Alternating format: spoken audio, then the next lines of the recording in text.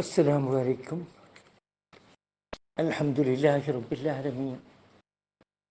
അസ്സലാത്തു വസ്സലാമു അലാ അഷ്റഫിൽ മുർസലീൻ സയ്യിദിനാ മുഹമ്മദുർ റസൂലുള്ളാഹി സ്വല്ലല്ലാഹു അലൈഹി വസല്ലം വഅലാ ആലിഹി വസഹ്ബിഹി അജ്മഈൻ.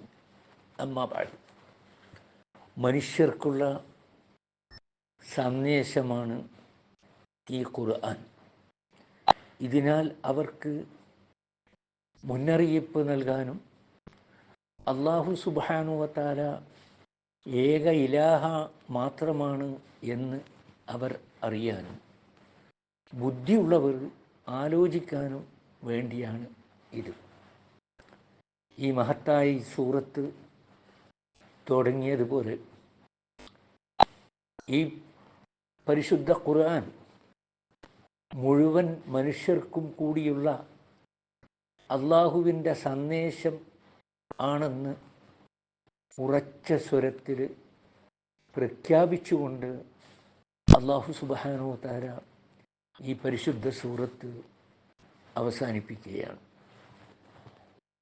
അള്ളാഹുവിൻ്റെ ഈ സന്ദേശത്തിൻ്റെയും ഈ മുന്നറിയിപ്പിൻ്റെയുമൊക്കെ അടിസ്ഥാനം അള്ളാഹു ഏക ഇലാഹാണ്. അവന് യാതൊരു പങ്കാളികളും ഇല്ല എന്ന് ജനങ്ങൾ അറിയലാണ്. അള്ളാഹുവിൻ്റെ മതം പ്രതിനിധാനം ചെയ്യുന്ന ഒരു ജീവിത വ്യവസ്ഥയുടെ അടിക്കല്ല്, അടിയാധാരമാണ് ഈ പരിശുദ്ധ ഖുർആൻ. ഇത് നബി സല്ലല്ലാഹു അലൈഹി വസല്ലം തങ്ങൾ അദ്ദേഹത്തിൻ്റെ ജീവിതകാലത്ത് ഈ സന്ദേശം അന്ന് അവിടെ വിടവാങ്ങൽ ഹജ്ജിൽ ഹാജരായിരുന്ന ആളുകളെയൊക്കെ പറഞ്ഞു അള്ളാഹുവിനെ സാക്ഷ്യപ്പെടുത്തിക്കൊണ്ട്, ഞാൻ നിങ്ങൾക്ക് അള്ളാഹുവിൻ്റെ ഈ സന്ദേശം എത്തിച്ചു തന്നില്ലേ? അവരൊക്കെ പറഞ്ഞു എത്തിച്ചു തന്നു. എന്നാൽ ഇവിടെ ഹാജരുള്ളവർ, ഇവിടെ ഹാജരില്ലാത്തവർക്ക് ഇതറിയിച്ചു കൊടുക്കുകയാണ് വേണ്ടത്. അതുകൊണ്ട് തന്നെ നമ്മുടെ എല്ലാവരുടെയും ബാധ്യതയാണ് ഖുർആൻ പഠിക്കുക. അത് നമ്മുടെ ജീവിതത്തിൽ ആദ്യം കൊണ്ടുവരിക, എന്നിട്ട് മറ്റുള്ളവർക്ക് അത് എത്തിച്ചു കൊടുക്കുക.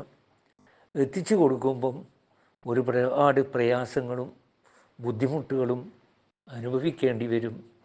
അതൊക്കെ നാളെ പരലോകത്ത് എനിക്ക് സ്വർഗം നേടാനുള്ള ഒരു വഴിയാണ് എന്ന് മനസ്സിലാക്കിക്കൊണ്ട് സബ്ർ ചെയ്ത് മുന്നോട്ട് പോവുക. അതോടൊപ്പം അല്ലാഹു സുബ്ഹാനഹു വ തആല ഉറ്റാലോചിച്ച് കാര്യം ഗ്രഹിക്കുന്ന ബുദ്ധിമാന്മാരിൽ നമ്മെ എല്ലാവരെയും അല്ലാഹു ഉൾപ്പെടുത്തട്ടെ. ഖിയാമത്ത് നാളിലെ ഭയങ്കരമായ വിഷമതകളിൽ നിന്ന് അവൻ നമുക്കെല്ലാം രക്ഷ നൽകുകയും ചെയ്യട്ടെ. വാഖിറു ദഅ്വാനാ അനിൽ ഹംദുലില്ലാഹി റബ്ബിൽ ആലമീൻ. അസ്സലാമു അലൈക്കും.